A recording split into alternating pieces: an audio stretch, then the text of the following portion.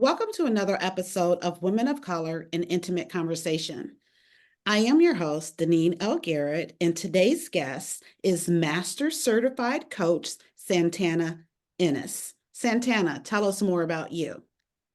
Thank you for having me. I'm excited to be here. And yeah, just to say a little bit about myself and my journey. I recently left a decade plus career in tech and digital strategy leadership, really inspired by my own personal development journey and just a deep aspiration to align my work with what I see as my purpose on this planet, which is to reduce suffering in self and others. And so now every day I get to help people do exactly that. I'm a master certified coach focusing on alignment. I help people bring greater clarity to their values, their dream for life, and then how to get there by taking aligned action. Awesome. And so all of that resonates and aligns with me because my focus is on empowering women to live a dream lifestyle. And I will tell you that. So yesterday I sat on a panel, it was for the female quotient, and they do this, what is it? Pack, some pack conversations that they have and the power of the pack. And yesterday was centered around Black women and experiences that Black women have in corporate, right? How Black women are like kind of like thrusted into volatile roles and whatnot. And so a lot of the panelists, we were saying how, you know what, focus on yourself, focus on what brings you joy, whether that's staying where you are, whether that's leaving, but really just tapping into you and yourself. So this definitely is a conversation for those women. So let's get into it. Beautiful. Let's Yeah. talk about, yeah, let's talk about your development journey in mindfulness, meditation, traditional and psychedelic assisted therapy. Okay. Okay. Mindful self-compassion, which led you to receiving the transmission of the 5 mindfulness trainings in the Plum Village Zen Buddhist tradition. Like, what is this? Um, and also how you've answered the call to align your work life with your life's purpose. Oh my gosh, so much juice there.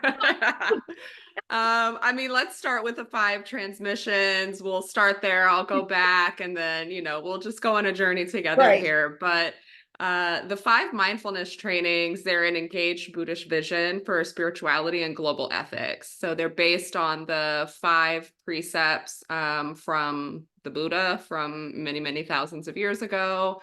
And they've been remixed for the modern world by Thich Nhat Hanh, which a lot of folks know. He kicked it with Martin Luther King Jr., was always on Oprah, so a lot of people can recognize that name. They're basically a set of aspirations that together they help us decrease things like discrimination, suffering, fear. And when you practice them, they kind of lead to, healing, more presence, more transformation in ourselves and in others. And so when you are a practitioner, a lay practitioner in this Buddhist tradition, you can receive the trainings. And it's essentially a ceremony which marks your deep aspiration to commit your life to these values. And you're given a new name. You're given a Dharma name. So I have an additional name, a Buddhist name, Okay. in addition to Santana. And yeah, that name is Inspired Rootedness of the Heart.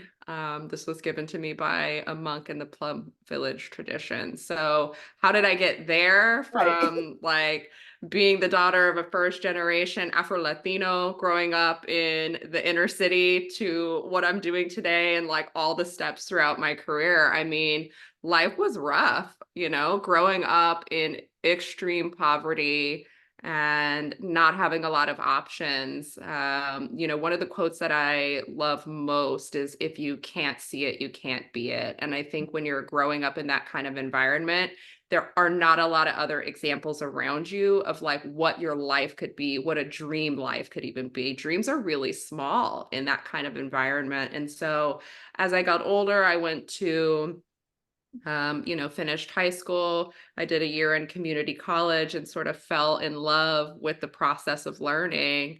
Transferred to Columbia University and ended up studying there and getting my degree there.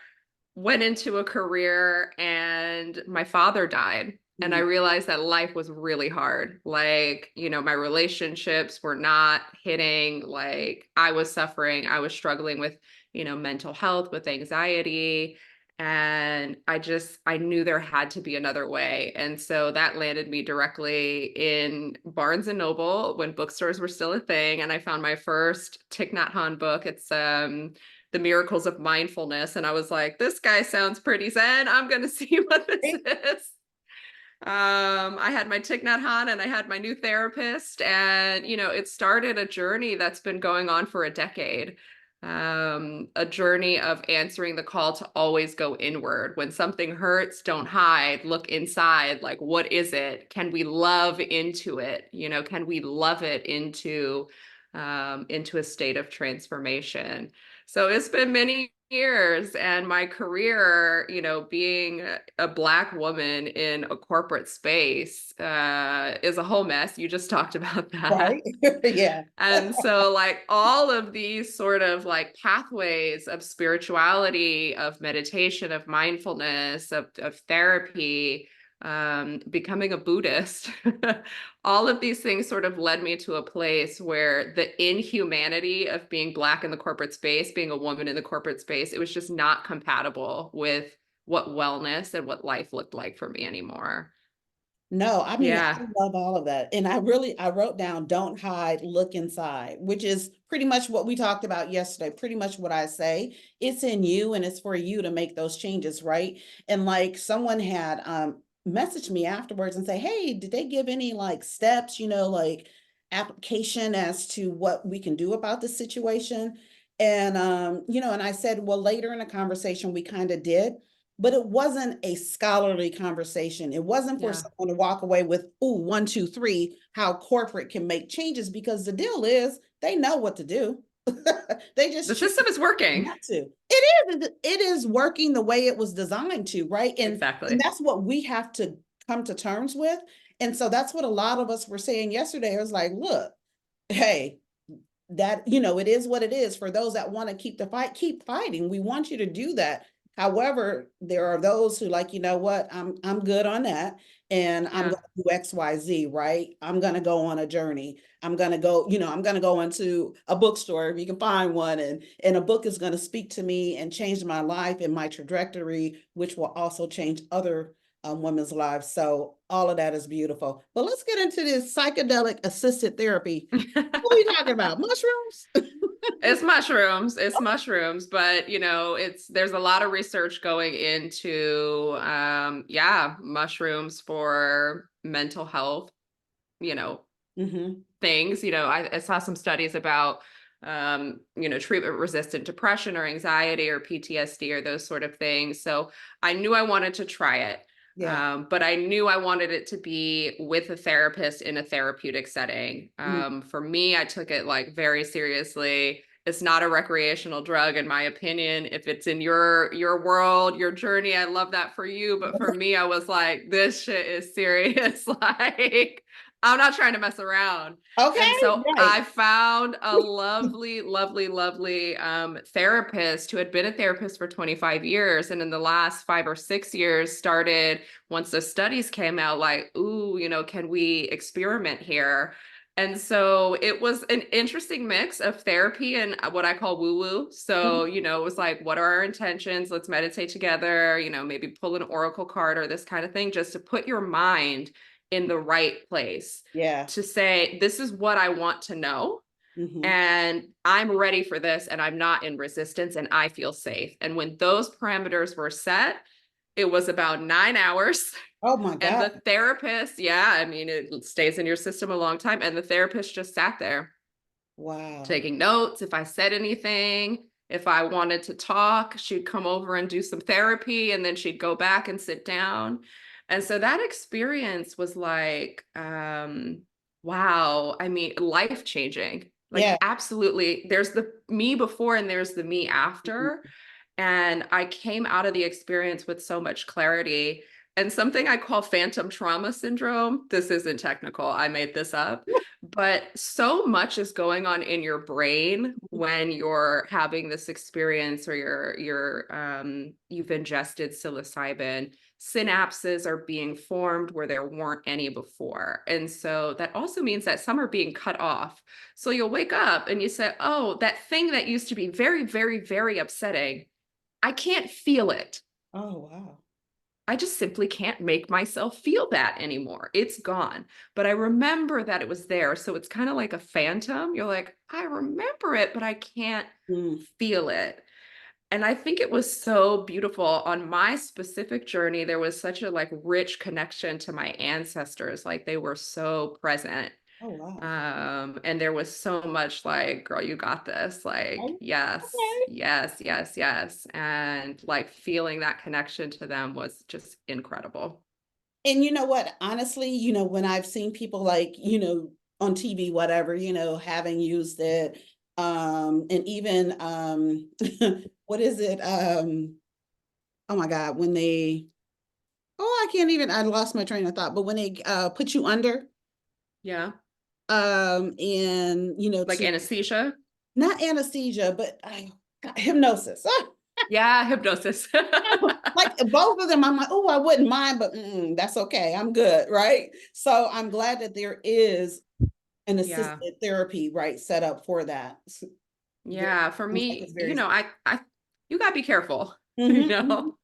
You have to be careful. And, you hear a lot of things about people having really bad Yeah. experiences. And that's why I think, this medicine and this therapy Mhm. should be available to everybody. And like we really need it in communities of color. Yeah. Because these therapies really started in communities of color. This Right. is indigenous wisdom, right? Yeah. And so bringing that access back to like start the process, waking up after, waking up, being off the influence after 9 hours of therapy under psilocybin was like having had therapy from the day I was born. Wow. That's what it felt like. Wow. So It what was was like one thing that really just blew your mind from that one experience? thing. Yeah. I'll just share the intention that I set. And this is true of how I set all my intentions. I don't do New Year's resolutions, I do intentions. Hmm. And I don't like goals. That Hmm. doesn't mean she's not about a goal. She achieves goals Oh, all the time, but I don't like setting myself up for success or failure. So I will say my intention is to explore. I yeah. want to explore this thing. And that means maybe I read a book or maybe I do psychedelic-assisted therapy. I've explored it. I have achieved my intention. So Yeah. my intention in that experience was I wanted to explore why connection in relationships still felt so hard for me after so many Mm. years of therapy and so many years on that journey. So psilocybin wasn't the first part of my journey. It was like one of the most recent parts of my journey after a decade of personal development work. And so I had all kinds of ideas about what I was probably going to see, Right. and I didn't see any of it. Hmm. And the thing that I saw was my father. Mm. And it was so interesting because you don't like see it as, for me, it wasn't a like visual hallucination. It was sort of just like a transmission of deep knowing. Like information was coming and you felt it and you experienced it and you knew it was true and real. And there wasn't a lot of vision with it, but there was this aura. Yeah. And I knew the aura to be my father, but it wasn't like the father that I knew in my Mm. lifetime. And he said to me, I'm sorry you didn't get to know me in this way. Oh, wow. And Wow. it was just like instant release of like, this is the highest manifestation of who this soul was meant to be, who this soul would have been if he hadn't have gone through all of the experiences that he had gone through. My father was born in 1939 to immigrants from Barbados that were born in the 1800s, which Wow. means they were just a couple generations away from being slavery, from being freed by the British. So this is generational harm and trauma being passed down. And so the experience of getting to meet him like in this pure essence of what his soul would have been without that, Oh, it wow. was transformationally, like, just deeply healing. Yeah. And so now you know your dad as that person, Yeah. that being, right? So was that pretty much your memory of him, what you feel about him, like that higher being is who your dad It sort is of just what? melds. It Yeah. melds into everything that I know about him, right? Because he did experience all those traumas and all that pain, all that intergenerational trauma. He did experience those, and those manifested in his reality and in mine. And so I know that. And with this context of like, here are also the experience of ancestors, his ancestors and mine being present and saying, like, oh, okay, like, you're the one that stops this. Yeah. Oh, my Lord. So it's kind of a paradox, but there's a lot of peace that I feel when I think about my father versus before the experience. It was very difficult to separate my father from pain. Mm-hmm. And now it's like, oh, there's pain, there's peace, there's understanding, there's history, there's context. And that's a much more holistic and human, I think, experience to have. Yeah, wow. So deep, right? So deep. Super deep. I mean, Deep. very, very like the whole the whole journey, right? Wow, wow, wow, wow, wow, wow. So this podcast, Women of Color, an intimate conversation, is about empowering women of color and elevating our voices. So you guide others to free themselves from beliefs that limit themselves. What are one to three of these limiting beliefs? And what are three ways women of color can free themselves from these beliefs to tap into their power and voice? Yeah, tremendous question. So, I mean, in the coaching space, something that I see a lot, something that comes up a lot, and this will resonate with some people and not with others, is this belief that if you're not struggling, Mm, then what you achieve isn't valuable. okay, okay, okay. I've seen that come up a lot, and I think especially as women of color, like, we grow up in struggle often, not always, but many times, and then going into the workplace, there's you got to work twice as hard, three times as Mhm, hard to mhm. get half as far sometimes. And so, like, wow, if it doesn't hurt, if I'm not bleeding, if I'm not stressed to the max, did I really achieve anything? And this is a belief system. It is a belief system. And if it is a belief system, it's something that we have control over. We have control over whether or not we believe that we're inherently worthy. Yes. We don't have any control over whether we are inherently worthy because we are born worthy. We don't get to opt out, right? Like, that's just how we come into the world. Right. And so we get to believe or not believe that. That's in our power. And so we have the power to say, okay, well, if I am inherently worthy, why must I struggle? Mm-hmm. Why must I bleed in order to feel that the fruits of my labor are worthy? If Yes. I'm born worthy, why? Why this? Why this? Right? So that's a common limiting belief that I see. Another limiting belief that I see very often in the coaching space is simply some variation of I'm not capable. Mm-hmm.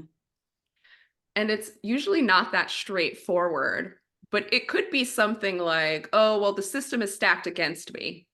Or, it doesn't really matter how hard I try, I'm always gonna insert outcome. Yeah.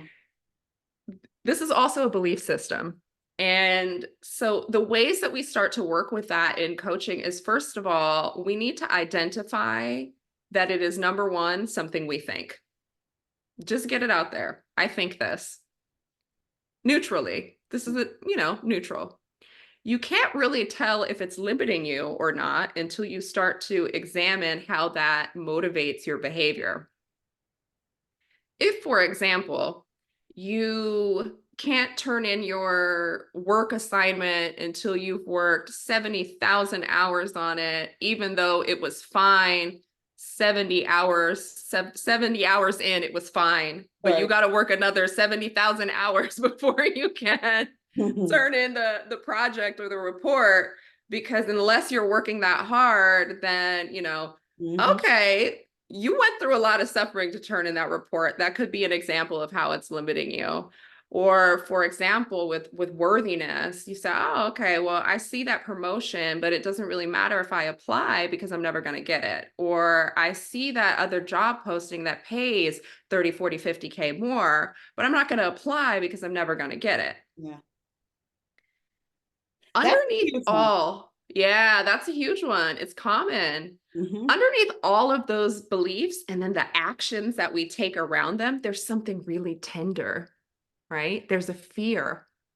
And under the fear, there's usually a need that hasn't been met. Yeah. Right.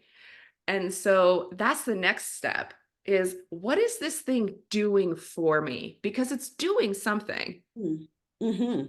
What is it trying to protect you from? What are you trying to avoid experiencing, avoid feeling, avoid seeing, avoid facing? How does that keep you safe? These kinds of things. Okay, now I know what it's doing for me. I know how it's keeping me safe. Great. Do you know how it's keeping you down? Right. Let's start looking at that. You could have been had. Could have been had, right? You could have been had. Insert whatever that is. Could have been. Correct. Fill in the blank. Okay. Fill in the blank. Right? Then the next thing I do is I ask people to imagine, like, what would your life be like if you didn't think this? Look for examples, because we all know someone, and we'll get on our soapbox and we'll think like, wow, if she just didn't, if she didn't think that, if she didn't do that, blah, blah, blah, she'd be so far. We all know someone like that, but it's also us, right? So look around you and see someone that you admire, someone that has something that you want, that's accomplished something that you dream of, out loud or really quiet in your heart, and say, okay, do I think they believe this same thing? Probably not.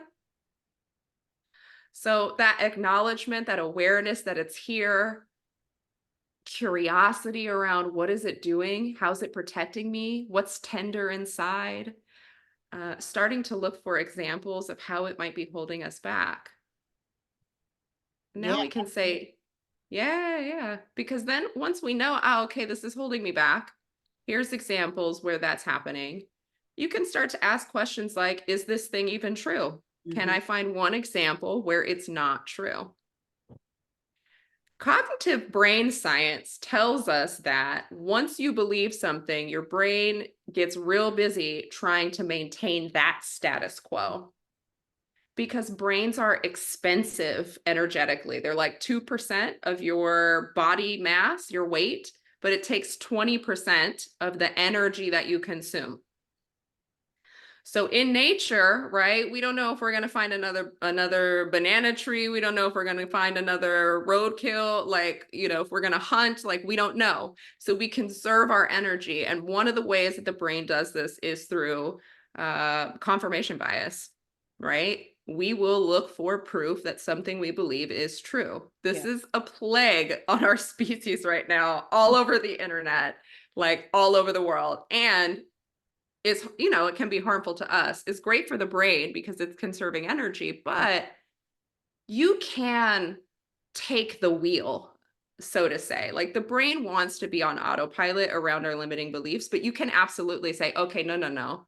I'm going to take the wheel now because this terrain is rocky. So I'm going to tell you, this thing that we've been believing is not getting us where we're going. That means you're trying to protect me, but it's not working.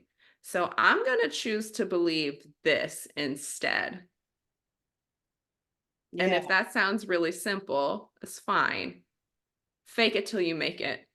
Say it over and over and over and over and over and over again. And then what is your brain going to do? It's going to get busy looking for proof that it's true. And that's wasted energy there, right? Where what you're talking about is designed to protect, but it's wasted energy. And also when you were talking, what is it keeping me from, or what is it doing for me? I like how you phrase that. But I was thinking about how when I was thinking to start my podcast, something I wanted to do, but it was something holding me back, right? And once I knew what it was, I called a thing. I realized it was a fear of being vulnerable. Once I recognized that, I claimed it, right? And I said, I just Nike'd it and I did it. So I went ahead and launched the podcast. And that's what we have to do sometimes. We have to go ahead and say, okay, I want to do this thing. What is not doing it, keeping me from, or doing for me? Okay. Then also, what is it keeping me from? Because what is keeping you from is much more beautiful and expansive than we really realize. And so we really need to get beyond that. And then also, while you were talking, I'm like, she listened to or watched my dream episode 2 of my How to Live a Dream Lifestyle series, because that's exactly what I talk about in Dream, right? It's dreaming, it's thinking, it's beyond, going big. It's, what you admire in other people, or ways that you dream, to just think about the possibilities of what could be, and then to work towards that.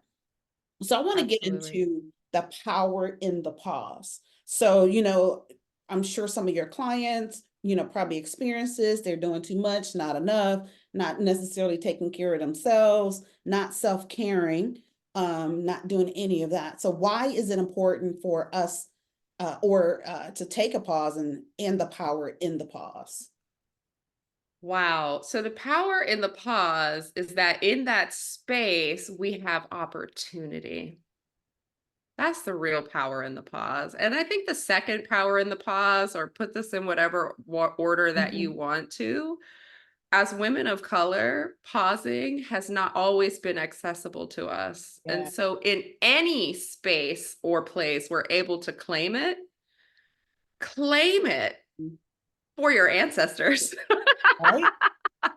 Claim it for them, claim it for revolution, right? So there's those two things that come up for me as you ask this question. But when I'm thinking about opportunity in the pause is a beautiful word, because it to take a pause means to create this sense of spaciousness. So that could literally be, I'm burnt out, Yeah. I need a sabbatical, Hmm. right? Hmm. Or, ooh, things are really rough right now, I'm going to take a mental health day, or I'm going to call out sick because I'm not feeling well.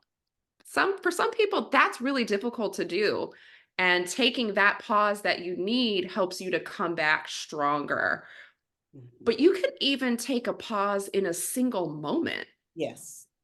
right? And that's that piece of mindfulness that comes in. If you're in a conversation with a manager and they're saying something like problematic or crazy, or you just got denied a promotion, or difficult information comes your way at work, in your love life, in your relationship with your parents, wherever it happens, when you can create a pause between the stimulus and your reaction to it, you open opportunity. Yeah. Take a You breath. open, take a breath, take a That's breath, or say, I'm noticing this feeling is here now. mm-hmm. I'm noticing I feel agitated. I'm noticing my heart's racing. I'm noticing that I don't feel safe. Whatever it is, notice, take a few breaths, create that pause, because then you have the opportunity to act and not react, because we are ancient bodies living very modern lives, which means our brain doesn't know that just because someone told us they don't want to go on a date with us doesn't mean it's not a lion trying to eat us. The brain doesn't know. This back part of the brain is real quick and it's like, lion, attack.